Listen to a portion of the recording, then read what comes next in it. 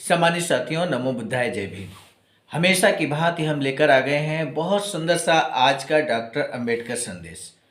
आप सभी को मालूम है कि डॉक्टर अंबेडकर संदेश में हम लेकर आते हैं नियमित तौर पर बाबा साहब का ऐसा स्पीच जो डॉक्टर अंबेडकर संपूर्ण वाङ्मय का ही हिस्सा होता है। आज का जो डॉक्टर अंबेडकर संदेश है वो हम डॉक्टर अंबेडकर संपूर्ण वाङ्मय, बाबा साहब डॉक्टर अंबेडकर संपूर्ण वाङ्मय खंड 39 में अब आज का ऑफिशियल यूट्यूब चैनल पर वीडियो देखने वाले सम्मानित साथी जिन्होंने अभी सब्सक्राइब ही नहीं किया है, जबकि वीडियो देखते हैं 75% ऐसे लोग हैं, जबकि सब्सक्राइब करने वाले मात्र 24% वीडियो वॉच करते हैं। अतः आप सभी से विनम्र अनुरोध है कि हमारे इस आवाज़ का ऑफिशियल यूट्यूब चैनल को आप सब्सक्राइब जरूर कर लें। मेरे नाम की जय जयकार करने से अच्छा है मेरे बताए हुए रास्ते पर चलें, बाबा साहब कहते हैं। बाबा साहब के इसी कोटेशन के साथ आज का डॉक्टर अंबेडकर संदेश को हम शुरू करते हैं। स्थान Buddha Bodhisattva doctor Ambedkar international centre Sarnath Varanasi से, राज्य उत्तर प्रदेश से। विषय है आज का निश्चय और निष्ठा के साथ चुपचाप काम करने वाले कार्यकर्ता चाहिए। बाबा साहब चाहते हैं कि निष्ठावान व्यक्ति हो, दृढ़ संकल्पित हो और चुपचाप काम करने वाले कार्यकर्ता हो तो निश्चित रूप से मूवमेंट अर्थात आंदोलन को आगे बढ़ाया जा सकता है। बाबा साहब डॉक्टर अंबेडकर संपूर्ण वाङ्मय खंड 39 पृष्ठ संख्या 297 से 298 तक का आज का ये स्पीच हम लेकर आ गए हैं बाबा साहब का आप सभी के समक्ष। इस स्पीच को, इस संदेश को आप अंत तक जरूर देखिएगा क्योंकि इससे मिलने वाला है आपको एक बेहतर संदेश। सम्मानित साथियों, रविवार 18 जुलाई 1940 को सुबह 10 बजे परेल मुंबई के दामोदर ठाकरसी हॉल में ठाणे अस्पृश्य विद्यार्थी वसति गृह सहायक मंडल की ओर से अस्पृश्य समाज की बड़ी सार्वजनिक सभा का आयोजन किया गया। अध्यक्ष स्थान पर बोधिसत्व बाबा साहब डॉक्टर भीमराव अंबेडकर थे। पहले श्री पीएल लोखंडे ने प्री एमबी दोंदे बीए और श्री एसजी केनी जेपी के अभिनंदन का प्रस्ताव रखा। उसके बाद श्री लोखंडे, श्री एबी केनी, श्री सीएन मोहिते और उपशाम के भाषण हुए। उनके बाद बोधिसत्व बाबा साहब डॉक्टर अंबेडकर का भाषण शुरू हुआ जिसमें उन्होंने कहा कि आज के इस खास अवसर पर भाषण करने की ज़रूरत नहीं है। 1926 में ठाणे बोर्डिंग शुरू किया गया था। पिछले 14-15 सालों से समाज पर किसी भी तरह का बोझ डाले बगैर हमने उसे चलाया है। इस बोर्डिंग के संदर्भ में मुंबई सरकार के साथ कुछ शर्तें तय हुई थी। उसमें हर बच्चे के लिए हर माह 10 रुपये देना तय किया गया था। लेकिन जब वर्तमान पार्टी सत्ता में आई तो मुझसे बातचीत किए बिना ही उन्होंने हर बच्चे के लिए हर माह 10 रुपये की तय रकम को घटाकर केवल 4 रुपये ही मंजूर किए। हर बच्चे का खर्चा 4 रुपये में समेटकर बोर्डिंग चलाना बेहद कठिन काम है। ठाणे बोर्डिंग की सारी जिम्मेदारी अब आप पर है। हिंदुओं के दर पर जाना हमारे स्वाभिमान के विरुद्ध है। सारा बोझ अपने सिर पर उठाकर बोर्डिंग को लगातार चलाना होगा। हमेशा के लिए बोर्डिंग चलाने के लिए आज मिली रकम नाकाफ़ी है। मदद इतनी दीजिए कि कार्यकर्ताओं को काम करने में उत्साह महसूस हो। मदद कैसे करनी है ये आप तय करें। लेकिन मुझे यहाँ पढ़े लिखे लोग, अध्यापक, क्लर्क आदि ज़्यादा दिखाई दे रहे हैं। वे हर माह बोर्डिंग की मदद करने में सक्षम हैं। म्यूनिसिपल यूनियन के कार्यकर्ता यूनियन के सदस्यों से सालाना कुछ मदद दिला दें।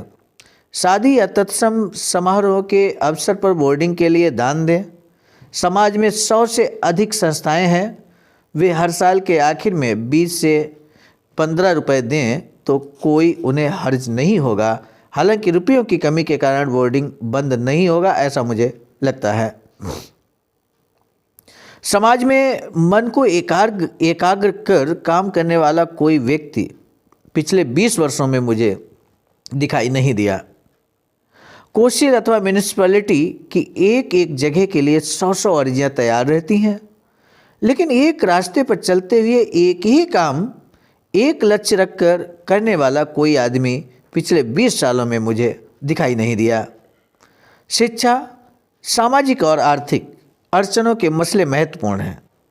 इन कामों के लिए नाम पाने की अभिलाषा न रखने वाले लोग चाहिए। जिसे देखिए आज नाम कमाने के पीछे है, इसलिए मन मुताबिक काम नहीं होते। अस्थायी कामों से महत्वपूर्ण मसले हल नहीं होते, इसके लिए दिन रात मेहनत करनी होगी। ब्राह्मण समाज ने अपने साथ अन्याय किया है, हमारे साथ अन्याय किया है। उन्होंने हम पर जुल्म ढाए हैं, ये सच है, लेकिन उनके काम करने का तरीका इतना अच्छा है कि हासिल की हुई सत्ता को भी अपने बस में करके रख सकते हैं। सम्मानित साथियों, अगर हम इसी कोटेशन को वर्तमान में देखें तो आप बहुत कुछ समझ जाएंगे। समझाने की आवश्यकता नहीं है, आगे बढ़ते हैं। किसी तरह का तामझाम न पालते हुए बुनियाद और नीति के अनुसार काम करने वाले, लक्ष्य पर नज़र गड़ाने पर काम करते रहने वाले कार्यकर्ता उनमें पैदा होते हैं। हमारे कार्यकर्ताओं ने अगर निश्चय के साथ, निष्ठा के साथ तथा चुपचाप अगर काम करने लगे तो हमारे आंदोलन की जड़ें फैलने में देर नहीं लगेगी। बाबा साहब कहते हैं कि निश्चय और निष्ठा, ये दो चीज़ें होना संगठन के लिए, संगठन के कार्यकर्ता के लिए, या यूँ कहें कि मूवमेंट के लिए, आंदोलन चलाने के लिए बेहद ज़रूरी है। और अगर ऐसा हम कर पाते हैं तो आंदोलन की जड़ें फैलने में देर नहीं लगेगी।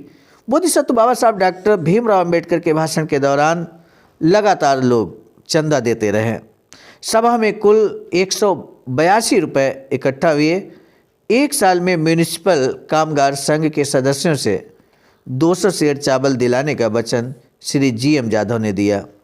मेरे सम्मानित साथियों, आप समझ सकते हैं 118 साल पहले की बात, यानी कि 1940 में 182 रुपये की कीमत समझने का अंदाज़ा आप लगा सकते हैं कि कितना रहा होगा। जनता पत्रिका के प्रबंधक के बी सवादकर ने जनता पत्रिका और भारत भूषण छापाखाने की मदद करने वाले व्यक्ति को अंतःकरण से धन्यवाद दिया। श्री रामकृष्ण गंगाराम बनाम बाबूराम भातणकर MLA ठाणे वसति गृह सहायक मंडल के अध्यक्ष ने ठाणे बोर्डिंग की मदद करने वालों के प्रति मन से आभार प्रकट किया। जन समूह से उन्होंने विनती की कि बोधिसत्व बाबा साहब डॉक्टर भीमराव अंबेडकर के भाषण के बारे में सोचकर हर कोई उनकी आज्ञा के अनुसार बर्ताव करे। सबके प्रति आभार प्रकट करने के साथ सभा समाप्त हुई। आपने डॉक्टर अंबेडकर संदेश को सुनने के लिए बहुमूल्य समय दिया, इसके लिए आपका सादर तहे दिल से साधुवाद, बहुत बहुत धन्यवाद।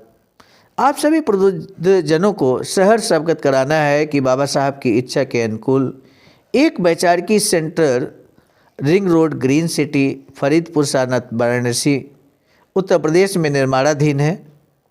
और हम आपको बता दें, ये जो कार्य हो रहा है वो 14,000 स्क्वायर फीट ज़मीन पर हो रहा है।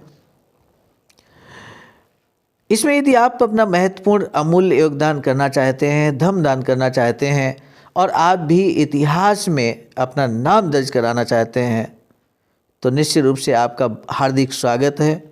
SBI अकाउंट नंबर 3908681447 और IFSC कोड है SBIN 0007233। बहुजन बोधि समाज संघर्ष समिति, जो कि आवाज का अर्थात अखिल भारतीय अनुसूचित जाति जनजाति कर्मचारी कल्याण एसोसिएशन की अनुषंगिक संस्था है, संगठन है, और इसी के अंतर्गत हम लगातार कार्य कर रहे हैं। सम्मानित साथियों, महत्वपूर्ण सभाओं में आपको राष्ट्रीय प्रांतीय पदाधिकारियों के द्वारा सम्मानित भी किया जाएगा। आपको डॉक्टर अंबेडकर संदेश कैसा लगता है या इसमें क्या कुछ सुधार किया जा सकता है? कृपया अपने बहुमूल्य सुझाव हमें पहुंचाने का कष्ट करें। इसी कमेंट बॉक्स में जाकर अपना कमेंट देंगे और वहां से सुझाव हम प्राप्त कर लेंगे। निश्चित रूप से हम आपके सुझाव पर गंभीरतापूर्वक अमल करते हुए हम उसमें सुधार अवश्य करेंगे। ये जो संदेश आप देख रहे हैं आवाज़ का ऑफिशियल के माध्यम से, यूट्यूब चैनल आवाज़ का ऑफिशियल के माध्यम से, इसमें जो लेखनी का सहयोग अर्थात संकलनकर्ता परम आदरणीय विजय कुमार बौद्ध, बिहार प्रांतीय कोषाध्यक्ष, जिला उपाध्यक्ष बोधगया, अखिल भारतीय अनुसूचित जाति जनजाति कर्मचारी कल्याण एसोसिएशन नई दिल्ली का तहे दिल से आभार करते हुए और इस डॉक्टर अंबेडकर संदेश के प्रणेता मिशन नायक बुद्धमित्र मुसाफिर सर के प्रति आभार प्रकट करते हुए हम आज के इस डॉक्टर अंबेडकर संदेश को यहीं पर समाप्त कर रहे हैं। नए डॉक्टर अंबेडकर संदेश के साथ पुनः मिलेंगे, तब तक के लिए आप सभी को सादर नमो बुद्धाय। जय भीम।